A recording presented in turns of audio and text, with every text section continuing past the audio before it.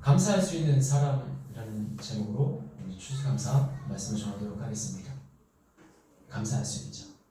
그럼 감사는 무엇입니까? 우리 하나님 앞에 나올 때 감사. 내 입술에 감사라는 고백이 감사입니까? 아니면 정말 내 마음 중심에서 진심으로 나온 감사가 감사입니까? 성경에 보면 많은 사람들이 감사합니다. 감사하는데 이 감사를 끝까지 주님 오실 그날까지 간직한 사람은 그리 많지 않습니다. 오늘 본문의 말씀에서 9명의 유대인이라고는 하지 않았지만 한 명 예수님께 다시 돌아와서 온 나병, 문둥병을 치유받은 이 사마리아 북이스라엘 사람들, 걔 되지만도 못한 취급을 받았던 유대인들에게 이렇게 멸시와 천대를 받았던 사마리아 단 한 사람이 감사의 고백으로 아버지께 예수님께 돌아옵니다. 본문을 보니까 감사는 부르짖는 것도 아니고 감사는 믿고 나음을 얻는 것도 아닌 걸 알 수 있습니다. 왜? 9명이나 되는 사람이 부르짖었습니다. 예수님을 만났습니다. 또 자기 몸이 치유를 나음을 얻었습니다. 그럼 정말 감사할 것 같은데, 평생 감사할 것 같은데, 나병이라는 병은 어떤 병입니까? 당시 유대사회에서는 병원이 없었습니다.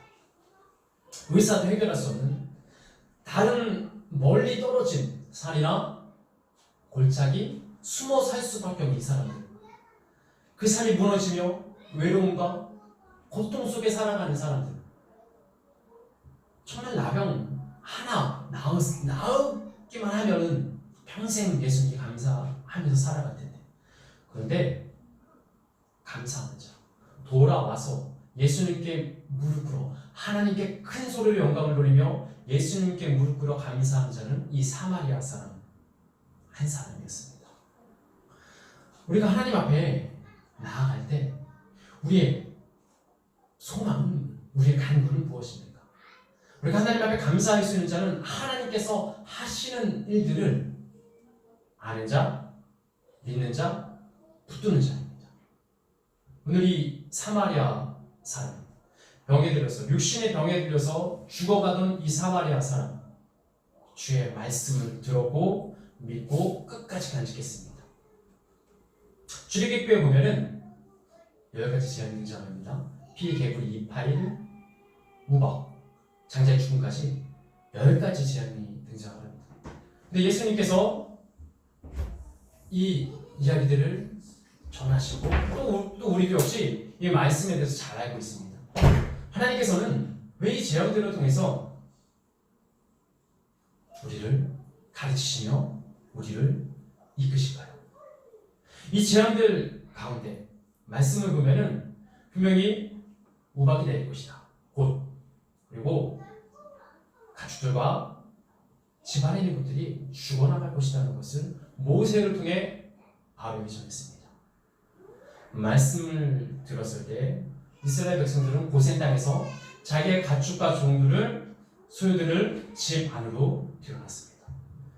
그런데 그 중에 바로의 신하들 중에 그 말씀을 기억해서 자기의 집으로 종들과 가축들을 들여오는 사람들이 있었습니다. 그리고 그들은 그 가축과 종들이 죽임을 당하지 않았습니다. 즉, 말씀, 하나님의 말씀은 모든 사람들에게 적용됩니다. 어떤 사람들은 구원받을 사람, 어떤 사람들은 구원받지 못할 사람으로 나눠지는 것이 아니라 이방인이 애국 사람들, 하나님을 믿지 않는 사람들에게도 하나님께서 말씀을 하셨을 때 그들이 그 말씀을 귀담아 듣고 마음에 간직했을 때 그들은 구원을 받을 수 있었다는 것입니다. 우리는 어떻습니까? 하나님께서 우리에게 말씀해 주십니다.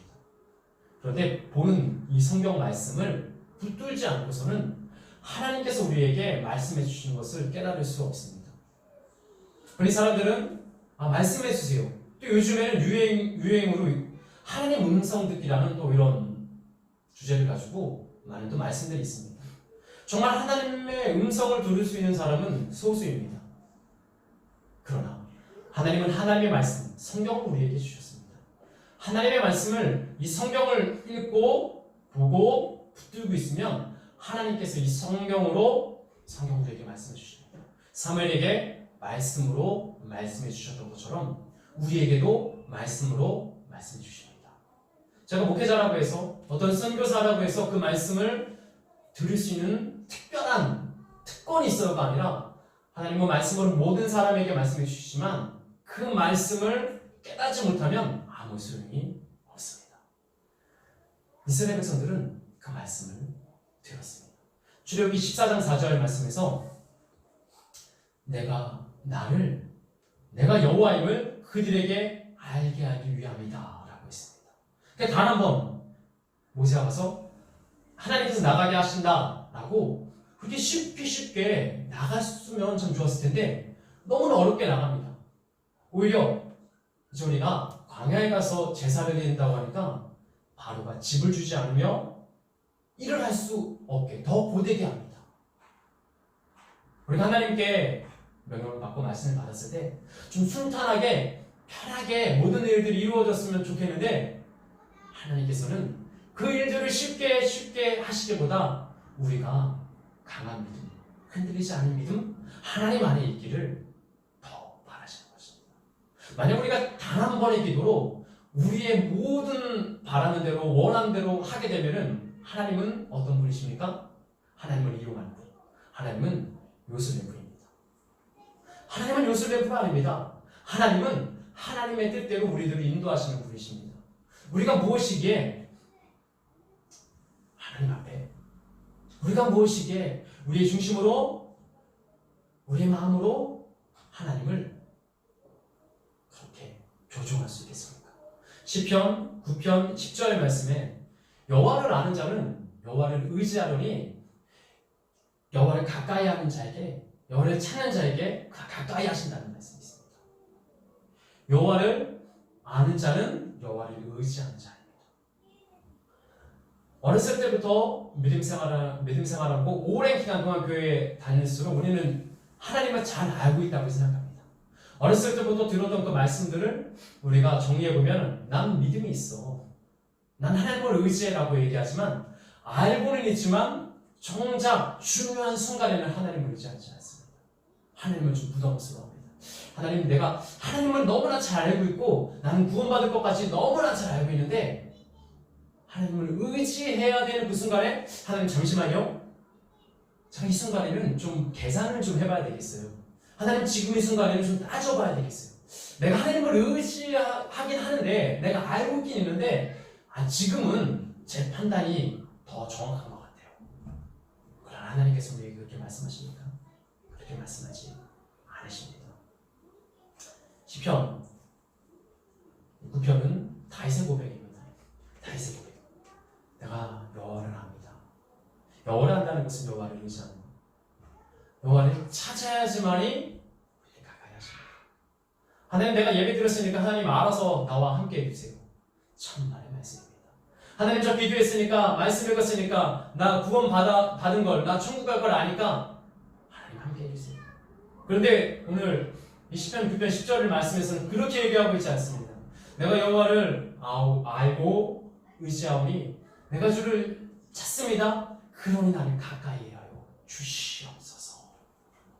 하나님을 가까이 하는 것은 우리 겉모습이 아닙니다. 하나님을 가까이 하는 것은 그냥 일주일에 한 번 뚝딱 예배 드리는 것이 아닙니다.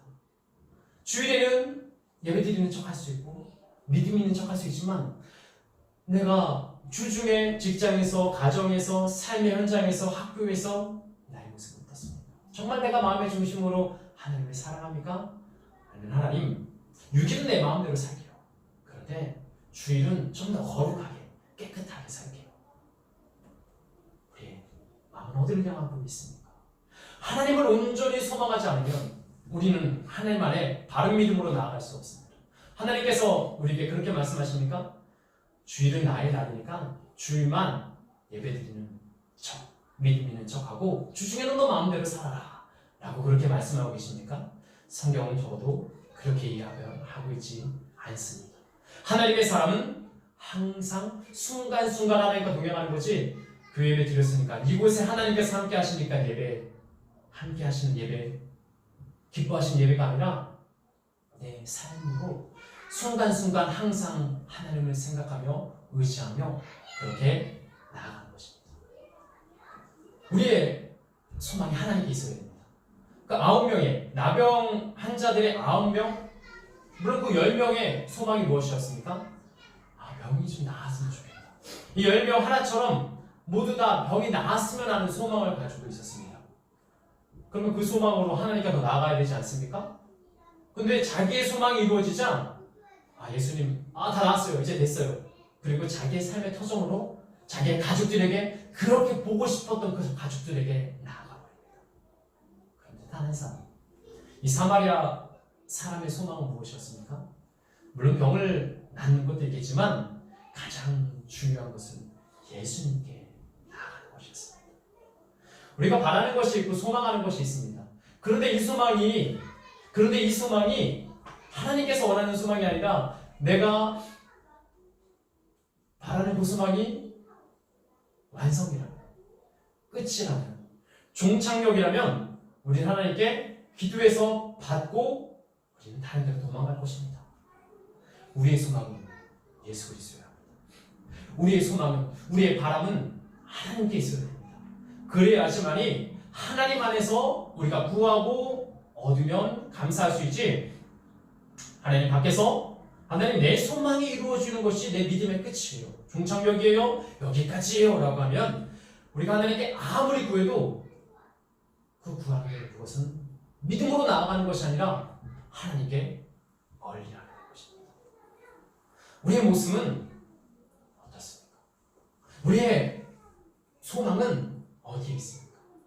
로마서 8장 24절 말씀, 우리가 소망으로 구원을 얻었음에, 소망으로 구원을 얻었음에, 보이는 소망이 아니요 보이지 않는 것을 누가 바라리요 라고 나와 있습니다. 소망으로 구원을 얻는 것입니다. 그러나 보이는 소망으로 구원을 얻는다고 얘기하고 있지 않습니다. 보이는 것으로 소망을 얻는다고 생각하면 어떻게 됩니까? 그럼 본문에 나와 있는 9명의 나병이 걸렸던 환자들은 어떻게 된 것입니까? 눈에 보이는 나병이, 불치병이 치유된 것으로 구원을 얻었다면 이 9은 어떻게 된 것입니까? 우리의 소망은 구원을 이룹니다. 그러나 보이는 소망을 넘어 보이지 않는 하나님의 사랑, 믿음, 은혜, 하나님께서 주시는 죄사함의 기쁨으로 나아가는 것입니다. 우리는 흔히 교회 안에서 많은 사람들을 보이는 것으로 판단합니다. 승진하는 사람들, 돈 많은 사람들, 다른 사람보다 학벌이 좋은 사람들, 나아 보이는 사람들, 저 사람은 정말 믿음이 있어, 저 사람은 응답받았어. 흔히 교회에서 많은 성도들이 자기가 응답받은 걸 가지고 난 이렇게 믿음이 있어라고 간증하고 고백합니다. 그러나 오늘 말씀에서는 응답받은 것이 믿음이 아니라 예수님께 나아간 것이, 예수님께 나아가 감사한 것이 믿음이라고 이야기하고 있습니다. 우리의 간구는 어디를 향하고 있습니까? 시편 145편 18절 말씀, 너희가 여호와를 간구하라. 그 간구가 그런데 진실한 간구여진다고 얘기합니다. 감사기도, 회개기도, 구하는 기도, 이렇게 어떤 틀에 짜여진 기도 말고 진실한 간구. 하나님 도와주세요. 저도 예전에는 하나님께 도와달라는 말을 못했습니다. 왜? 당연히 하나님 나를 도우실 거고, 당연히 하나님 나를 하나님에게로 인도하실 거니까. 그런데 시간이 흐르자 하나님 살려주세요, 도와주세요. 저도 입술의 고백이, 입술의 회개가 회개인 줄 알았습니다. 그러나 아무리 내가 용서해달라고 하나님께 기도한다 한들 하나님께서 내 죄를 용서해 주시지 않으신다. 회개는 내 중심의 회개가 아니라 하나님 보시기에 합하는 것입니다. 기도는 내가 아무리 간절히 기도한다 할지라도 하나님께서 그건 가식이야. 그건 너 욕심을 위한 것이야. 그건 너의 소망을, 너의 바람을 위한 것이야 라고 하면은 아무 소용이 없는 것입니다. 하나님 내 소망이 하나님을 위한 소망이 되게 하여 주시옵소서. 그 고백으로 아버지께 나아가야 합니다. 시편 141편 5절 말씀. 여호와 자기 하나님께 자기 소망을 두는 자는 복이 있으리로다. 여러분 내 소망이 어디 있습니까? 내 소망이 어디 있습니까? 다시 고백하기를 주여 내가 무엇을 바라요? 나의 소망은 주께 있습니다. 주여 나의 소망은 내가 다른 사람 보기에 잘 되는 거, 좀 평탄한 거, 좀 쉽게 가는 거, 좀 나아 보이는 거, 예, 그건 사람 보기 위해, 그것은 사람의 기준입니다. 오늘 본문에서 그 사마리아 사람은 무시받고 천대받으며 거기다가 병까지 걸려 죽어가는 사람, 아무도 불쌍히 여기지 않는 사람, 죽어 마땅한 자. 그러나 예수 그리스도의 소망이 있었기 때문에 예수 그리스도를 버리지 않고 감사하며 하나님께 영광을 돌릴 수 있었습니다. 마태복음 19장 21절에 부자 청년이 등장을 합니다. 부자 청년의 소망은 무엇이었습니까? 천국 가는 거, 영생 얻는 거. 이 성경을 차근차근, 이 부자 청년을 차근차근 보면 좀 이상한 것이 있습니다. 그것이 무엇이냐면 예수님께 도와달라. 예수님 어떻게 영생을 얻냐? 예수님 어떻게 해야지 예수님과 동행할 수 있냐라고 그가 가난한 심령으로 나온 것 같은데 그 예수님께서 주의 말씀을 지켜야 된다고 할 때 저는 십계명을 지키고 있습니다. 저는 부모를 공경하고 있으며 저는 아버지의 계명을 누구보다 잘 지키고 있습니다. 라고 대답을 합니다. 기다렸다는 듯이. 예수님 분명히 이런 말 하시고 기다렸다는 듯이 나는 말씀 잘 지키고 있어요. 나는 계명들을 잘 알고 있다며. 예수님께서 원하시는 것은 무엇이었습니까? 너의 소망이 나의 소망이야. 너가 온전하게 되고자 할진데 너희 재물을 팔아 내게 오라고 합니다. 예수님의 소망은 무엇이었습니까? 그 부자 청년이 온전해집니다. 그 부자 청년이 가난한 심령으로 아버지를 나왔고 온전히 기도하며 온전히 아버지를 사랑하는 것이었습니다. 하나님께 우리가 나아갈 때 하나님 영생 얻게 해주세요. 구원받게 해주세요. 그것이 중요한 것이 아니라 저를 온전하게 해주세요. 저를 깨끗하게 해주세요. 저와 함께 해주세요. 저를 도와주세요. 지금 하나님이 함께하지 않으시는데 죽어서 천국에 갈 수 있다는 소망이 있겠습니까? 지금 성령님과 함께 해야지만이 그곳 아버지의 나라를 향해 나아갈 수 있습니다. 시편 51편 16, 17절에서 다시 밧세바를 범하고 그가 고백합니다. 여호와께서 구하시는 제사는 상한 신령이라. 여호와께서는 제사와 번제를 원하시는 분이 아니라 상한 신령이라. 상하고 통회하는 마음이라. 우리가 하나님 앞에 나아갈 때 지금 이 자리에 하나님께 나와 예배하며 주님을 찾으며 기도와 말씀으로 나아갈 때 하나님 오늘도 나왔어요. 하나님을 사랑하며 상한 심령으로 도와주세요라는 마음으로 하나님께 나와 예배합니까? 아니면 몸의 습관을 따라 나와 예배합니까? 우리가 하나님을 구하며 나아갈 때 하나님 도와주세요. 내가 죄의 문제를 해결할 수 없습니다. 하나님 나의 모든 것을 아버지께 두며 나아가기 원합니다라는 고백이 있어야 됩니다. 하나님을 바라고 하나님의 일들을 의지하며 예수 그리스도를 바라보고 나아갈 때 우리는 감사할 수 있습니다. 감사하는 여러분 하나님의 것입니다. 예, 생각의 감사, 입술의 감사는 언제든지 할 수 있습니다. 하나님 감사해요. 자녀를 주시면 감사하고 하나님 일할 수 있는 곳을 주시면 감사하고 감사해요. 그런데 그 감사는 하나님의 것입니다. 저도 예전에 교회에서 한 지체가 옆에서 감사하는 고수를 들었을 때 저는 진심으로 감사가 안 되더라고요. 어렸을 때부터 모태신앙으로 자라오면서 감사해야 된다고 그렇게 배웠고 그렇게 기도했는데 내가 머리로는 감사를 하겠는데 마음으로는 감사할 수 없더라고요. 우리 감사는 어떻게 나가고 있습니까? 데살로니가 전서 5장 18절 범사에 너희는 범사에 감사하라. 그리스도 예수 안에서 너희를 향하신 하나님의 뜻이니라. 이것은 덮어놓고 감사하는 것이 아닙니다. 무조건 감사하는 것이 아닙니다. 저도 예전에 덮어놓고 감사했고 무조건 감사했습니다. 그런데 시간이 흐르다 보니까 그런데 그 감사가 사라져버립니다. 너희 범사에 감사하라? 그리스도 예수 안에서 감사해라. 그럼 이것은 무엇입니까? 나 감사하실 때 언제든지 내가 감사할 수 있어가 아니라 예수 안에 있어야지. 예수님의 그늘 아래, 날개 아래, 품 안에 있어야지 진심으로 감사할 수 있습니다. 그 감사 가지고 하나님께 나아가는 것입니다. 9명, 그 감사가 없었습니다. 감사했겠죠. 나무를 얻었으니까 감사했겠죠. 감사해 좋아. 그런데 무섭게 그 감사가 사라져버립니다. 하나님의 감사는 사라지는 것이 아닙니다. 하나님의 감사는 하나님께서 주신 예수 안에 있는 감사는 없어지는 감사가 아닙니다. 그 감사는 온전한 감사, 온전케 하는 감사, 하나님의 사랑으로 바른 믿음을 가지고 나아가게 하는 감사입니다.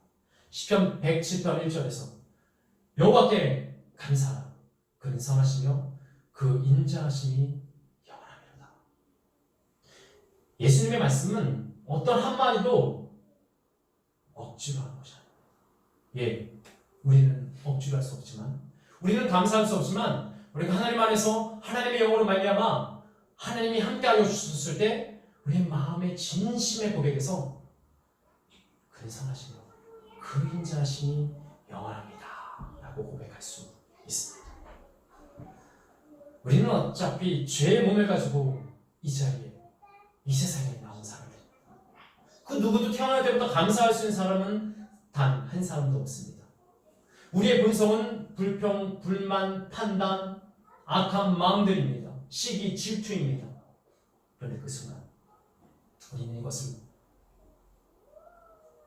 우리는 이것을 가지고 하나님께 나아가고 있습니까? 시기, 질투하고 이런 마음이 들어서 그게 잘못된 것이 아니라 그 마음을 가지고 예수님 도와주세요. 예수님, 저는 시기도 많고 저는 감사하지 못하고 불평하고 저는 비교하는 자이고 저는 악한 자입니다. 하나님 제발 도와주세요. 그렇게 찾는 자, 도움을 청하는 자에게 하나님께서 오시는 것입니다. 오늘 본문의 마지막 절 19절에서 그에게 이르시되 너희 믿음이 너를 구원했으니 가라 하십니다. 가라, 너희 믿음. 예수님께서 나의 믿음이라고 말씀하셨습니까? 아닙니다. 너희 믿음. 우리 하나님 앞에 바른 믿음으로 나왔을 때 그 감사의 믿음도 우리에게 주시는 것입니다. 오늘 추수감사 주일입니다. 1년에 한 번 추수감사 주일 감사해야 되니까, 감사의 예물을 드려야 되니까, 감사의 마음으로 예배를 해야 되니까 그것이 아닙니다. 하나님께서는 제사를, 예물을 번제를 원하시는 것이 아니라 하나님께서 원하시는 제사는 상한 신령이라.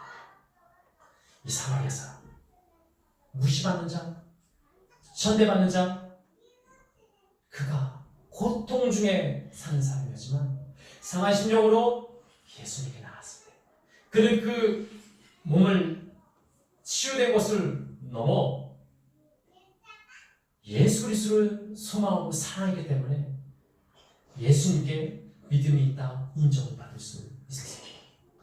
이 한 주를 살아가면서 나는 왜 불평하지? 나는 왜 악한 마음이 들지? 나는 왜 시기하지? 거기에 머무르는 것이 아니라, 그렇다고 나를 정죄하는 것이 아니라, 하나님, 저도 이 말씀 듣으며 저도 이 사마리아 사람처럼 내 소망이 이루어진 것이 믿음의 끝이 아니라 내 소망을 넘어 온전케 하시는 아버지의 소망, 깨끗하게 하시는 아버지의 감사로 나아갈 수 있게 하여 주시옵소서라는 그 믿음이 우리 한 사람 한 사람의 있기를 예수님의 이름으로 축원합니다.